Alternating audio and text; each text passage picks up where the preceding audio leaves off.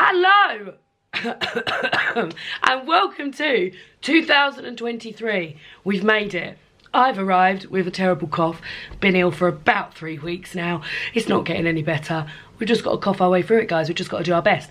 Today's video, the first video of 2023, is a video that I haven't filmed for since way before I got married. So like 3 weeks ago, maybe more. So I might be a bit out of touch, but what a better video to start filming with my favourite books of 2022. Love filming these videos, love watching these videos, love watching the video whilst having my library app open so I can see what people's favourite books were and then just go and request them from the library. And I hope that you guys are doing the same. Let me know down below if you've read any of these books. Let me know down below what your favourite books of 2022 are. Ready to get those library reservations on and ready to discuss books with you. I've missed you all so much. It's been such a long time. But yeah, as I said, I got married, mini moon, Christmas, all sorts of things have been happening. And there'll be much more chat about that as the year goes on. Dave and I are going to film a video about the wedding and I'm going to talk to you about reading plans and all sorts. But yeah, let's kick off the year with my favourite books of 2022. So there are 10 books, but 2 books within those are collections of books. We'll start with number 10, and I've put them in order. I feel like I say this at the beginning of every single video that I make of this. On any other day, they could be in a different order, and that's particularly the case with the top 3. But yeah, these are the best books that I read in 2022. Not necessarily books that came out in 2022, but books that I read and loved in 2022. So the first book is a collection of books. It's the 6 Tudor Queens collection by Alison Weir. I don't have them here because I got them all out from the library, all 6 books, and I read them throughout the year and vlogged the whole process. So these are books, I'll insert some of the pictures here. So we've got Catherine of Aragon, Anne Boleyn, Jane Seymour, Anna of Cleves, Catherine Howard and Catherine Parr. I read all of these this year, 6 books. They're all big, massive, chunky things as well, so I'm really pleased I got through some big, chunky books. And they detail these women's lives before they married Henry and up until their deaths. Now, these women are women that I sort of just knew the names of, mainly because I'd been very much got into the Six the Musical this year. But this really, although it's a fictionalised account of their lives and it embellishes upon some moments of their lives, it was so interesting to get to know all of these women individually, women that are otherwise sort of, like I said, reduced to a name in history. And they're very, very accessible historical fiction books. I really enjoyed it. And actually, Dave and I had plans to buy David's mum, the first one in the series, Catherine of Aragon, and we never did for Christmas, so I don't know why we didn't do that. But a great, great look at history at that time and what life was like for women at that time, albeit women of a certain class, because these were all women that went on to become queen.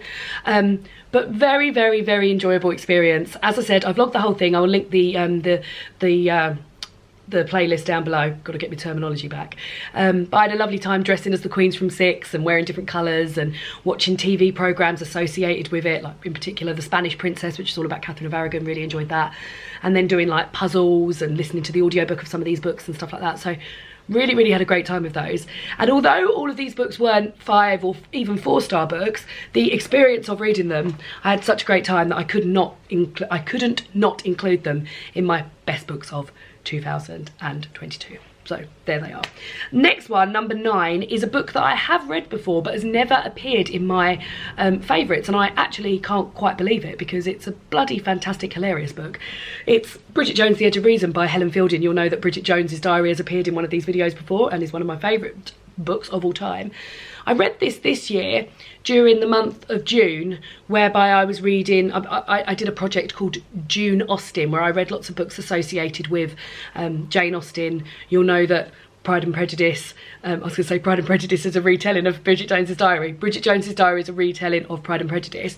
Well, I just finished reading Persuasion by Jane Austen and then picked up The Edge of Reason, and there's so many links in here to Persuasion that I had such a really reinvigorated and re-enjoyed experience of reading this book. So hilarious anyway, any other time.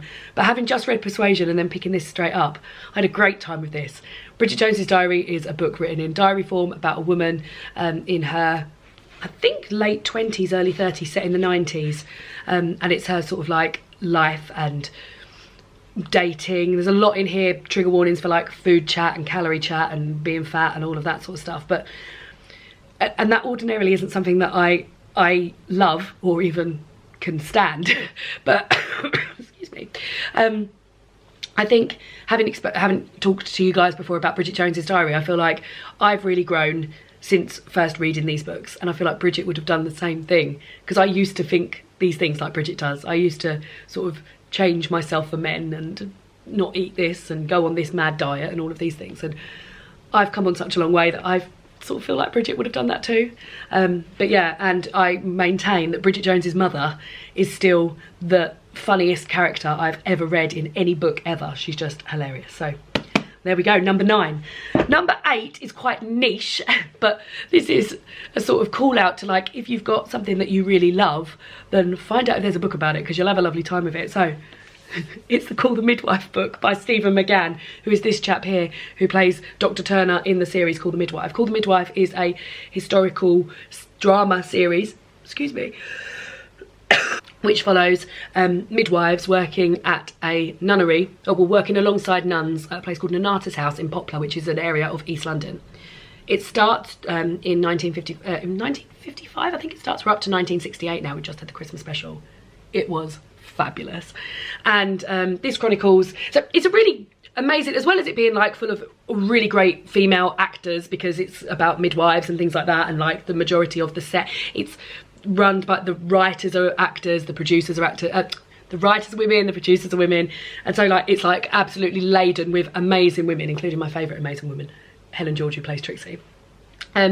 It's also a really interesting look at, this is the series I'm talking about, but the book definitely coincides with this. It's a really interesting look at like sort of medical history and women's health throughout the ages, because although they're midwives, it covers a lot of other stuff. They do a lot of district nurse rounds and stuff like that. I remember being really interested about finding out about when people used to have diabetes and they couldn't administer their own insulin. The nurses used to go round to their houses like 4 or 5 times a day to administer insulin and other sort of stuff. So very much enjoyed the series. I love it. It's amazing. It's one of my favourite things ever. Maybe it is my favourite thing ever I've ever watched on telly.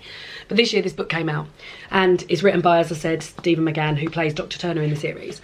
And it's just a sort of chronicle of the moments in the series, and there's a lot in there about outfits, got all this gorgeous sort of like photography. This is Sister Julienne of the series, and then it talks about specific storylines they've done and the research they did into that, because there's some real sensitive topics that are covered in the series, and the actors that were in this series and what they'd done before and how they got the role and what they thought of the role. And yeah, it's just full of absolute joy basically. And although you may not be a big fan of Call the Midwife like I am, there might be something out there that you've got a real vested interest in. Find out if there's a book about it, guys, because it's just such a lovely time to enjoy this. So yeah, I had a great time reading that. Absolutely great time. In fact, I might even start rereading it because I just had such a lovely time. Oh, I've just taken my eye out with the corner of the book, David. Oh no. David, you wouldn't mind getting me a glass of water, would you please, my love? Number 7. Now this is a surprise to me, because when I was going through my reading journal where I was working out like what my favourite books of the year were going to be, this one didn't call out to me, and in fact I didn't highlight it around the first time around. Thank you so much. We're still on Christmas stuff here. We've still got a Christmas mug here. Christmas is supposed to be being put away today, but instead we're going to my sister's house to eat pasta and play, so that's better, isn't it? Yeah, so as I was saying, this book didn't automatically scream out at me when I first was going through checking off my favourite books, but it was a book that we read for my Patreon book club. When we were talking about our favourite books from Patreon book club, I remembered this book and remembered that I had thought about it a lot. I found it really interesting. So it's a fiction book about a sort of like non-fiction topic that I found very interesting. It's Once There Were Wolves by Charlotte McConaughey. So this is a book set in the Scottish Highlands about following a character, Inti, who has come over from Canada, I think, and she is reintroducing wolves to the Scottish Highlands, 14 wolves, and she's got her own sort of backstory in terms of like a relationship with her sister and like a friendship burgeoning with somebody else in this community. But the main book itself is about the wolves and about what effect introducing wolves back into the wild would have on climate, would have on environment. And there was really simple stuff in here which I found so interesting, like something like introducing wolves would mean that the smaller mammal population wouldn't get out of hand, which would mean that certain flora and fauna would be able to thrive, which meant that more insects would then be alive because there'd be more flora and fauna for them to eat, which mean that there'd be different types of birds being brought to the environment and to the place because they had those insects to eat, and just like all of these different levels of stuff that I hadn't really thought about. So I found levels of this really, really interesting, as well as really enjoying the story as well. And yeah, like I said, it wasn't one that when I was reading it I was thinking this is the best thing I've ever read, but going back to it now, and when we were talking in Patreon book club, I was like, bloody hell, I really, really love that book. So very, very pleased that this is appearing there, because yeah, it's good to sort of like revisit stuff that you've read, because sometimes things pop up that you don't necessarily think are going to appear in your top 10, and here it is. From one nature book onto another. This is a set of books, so this is a duology. It's a middle grade duology written by Melissa Harrison. 2 books by Rowan and Yew and by Ash Oaken Thorn. By Rowan and Yew is the first book, and then by Ash Oaken Thorn is the second book. Is that true? No, maybe by Ash Oaken Thorn is the first book. Yeah, sorry. By Ash Oaken Thorn is the first book, and by Rowan and Yew is the second book. And these books are middle grade books, written by Melissa Harrison, who is a nature writer. I've been to see her talk at Cambridge Literary Festival, and I've read her adult book before and a lot of her non-fiction nature writing. And, excuse me, these books were just the nature and the magic of nature that I experienced as a child. And they came at a time when I really needed a little bit of comforting. And I had a lovely time reading them. They follow the hidden folk, who are these little guys here, and their journeys through nature and how they live with nature, and they do all the cute sort of like nature related things that I used to think up in my head when I was younger, like wear little acorn caps on their heads and eat conker pancakes and make tents out of leaves and stuff like that. But it's also, these books have got a really deep message about what it is to keep talking about nature and to encourage rewilding and going outdoors and having a look at what we've got, and not tearing down every single patch of like wildlife because it doesn't look neat and things like that. Like, it really goes in not a sort of like, it doesn't really like hammer it home to you way, but in a really suggestive way that's gonna, it definitely intrigued me as an adult reading these, so I can only imagine what it would do to children and younger readers who are reading these middle grade books. So I thought they were great. They felt really nostalgic to me, really cozy, really comforting, and I had a lovely time reading them, and would highly, highly recommend. And they're seasonal. I love seasonal books. So yeah, great, great books. So next up is another book that I don't have here with me because, you guessed it, I got it out from the library, and that's Tender by Belinda McEwen. This book banged. It was so good and absolutely unputdownable. And if I remember, I was reading it at a time in the year, I think I read this in like August, July or August, and it was fucking hot, and I hate hot weather. And I remember this being like a proper escape into another time and really being into it. It's set in the 90s in Ireland, between Dublin and Longford. I have sort of connections with Longford. I've spent many a new year there. I've got a dear friend that's from Longford, and when I go to Ireland, that's normally where I go. So it was nice to read about Longford because it doesn't often appear in other books that are set in Ireland. Yeah, it's about these 2 friends, James and Catherine, and their intense friendship that they have. It's told in 6 parts, and every single part of this book, each 6 parts, is written so wildly differently, from like internal monologue to letters to almost like film scripts you feel like you're reading. And you get to know these characters, James and Catherine, and the insides and intricacies of their friendship, unlike any other characters I've ever got to know ever. It was so sort of like intrusive, and you get to find out stuff about themselves that maybe they don't even realise, and they're sort of like inner thoughts that they'd never tell anyone else, but you as the reader get to find out about these bits. And it was just fantastic, and I could not stop reading it, and I cannot wait to read much more by Belinda McEwen. And again, this is another one that I could pick up now again and reread it all again, and there'd be so much more to pick up from it. I think it's a fantastic book, and any other maybe year this might have been top of mid-chart, but yeah, I've got some really banging ones coming up. But yeah, Tender by Belinda McEwen, amazing. Then number 4, another one that, you guessed it, I got out from the library. I actually bought this book for 2 people for Christmas, and it's People Person by Candice Carty-Williams. You'll know that I'm a massive fan of Queenie by Candice Carty-Williams. That was my favourite book of the year 3 or 4 years ago. Again, I bought loads of people that for Christmas as well. But this new book was so wildly different from Queenie, which I love and have reread and listened to and enjoyed many times, which has quite a sort of like sad undertone to it. This had a very lively and very character driven undertone. You're following in particular one character, but the 5 siblings you're following who all share a dad and all have different mums, and them reconnecting after many years apart, following something that's pretty sort of scandalous and I did not see coming at all. Now, what I would say about this book is I found it such a page turner, and everyone, like I said, so character driven, and everyone was written so beautifully and sort of leapt off the page. It was almost like reading a thriller. Now, there is a sort of thriller element to it, and I really don't want to go into more details on that because I didn't see that coming, and like it remains to me now a shocker. But yeah, I had an absolutely great time getting to know all of these characters and getting to see them reconnect, and I love books about sisters and siblings anyway, so this was great. Plus with this back setting of like London and everything, I just had such a great time with this, and I think if you loved Queenie you would love this, but if you weren't that mad on Queenie I think you'd also love it because the writing style is the same sort of thing and things like that, but the plot and the characters seem so wildly different from anything that I'd read about in Queenie. I would highly recommend it. Really loved it, and like I said, I've just bought it for 2 people for Christmas, so I had a great time with it.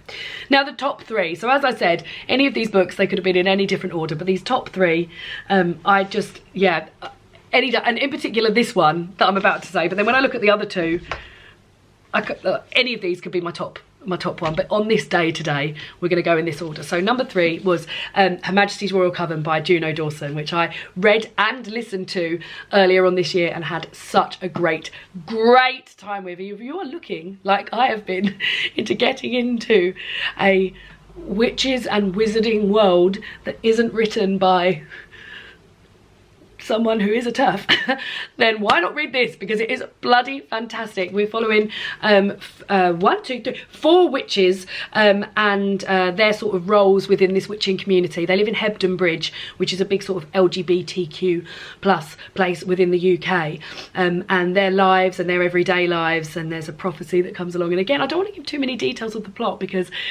everything that unfolded great, but these women are written so amazingly, and their relationships, you could hold up a microscope, I was going to say a magnifying glass, but you could hold up a microscope to these friendships and they feel so real. The ending of this, I screamed, and I still can't believe that that is the ending. There's the second part of this. This is going to be a whole series, but the second book in the series is coming out in June this year, and I will be literally getting it on the day that it comes out. The audiobook is narrated by Nicola Coughlan from Dairy Girls and oh my god, what's it called, Bridgerton, that is amazing, but the book itself read beautifully as well. And yeah, I just had such a good time with this, and there's stuff in here about identity and about belonging and about gender and just so much good shit in here. It was so and I've read books by Juno before and had a lovely time with them. I think Juno and I are around the same age, and she's very into the Spice Girls and Buffy the Vampire Slayer and all the stuff that I was and am into. So the sort of pop culture references that pop up in here as well are also great fun because they are my pop culture references. So yeah, if you're of my age and you like the stuff I like, then you're gonna love this. Thought it was absolutely amazing, and like I say, any other day this maybe would have been number 1, but there's 2 other ones that I've also had a great time with. So wonderful. Then the next 2, number 2 is a non-fiction book and number 1 is a poetry book. Can you believe it? So number 2 is Why Did You Stay by Rebecca Humphreys. This is a non-fiction book. This is a memoir of Rebecca's life, and it says here, a memoir about toxic love, and this is crossed out and written self-worth. So Rebecca Humphreys is an actor who you may recognise from things such as The Crown, and what else have I seen her in only this year? Oh, the 10%, which is the British version of Call My Agent, but many other things she's been in. And this book focuses around a relationship that she had with somebody who is a famous comedian in this country. And this famous comedian was on Strictly Come Dancing one year, and whilst he was going out with Rebecca, and cheated on Rebecca on her birthday with his dance partner in the streets, just footage of them kissing and canoodling and things like that.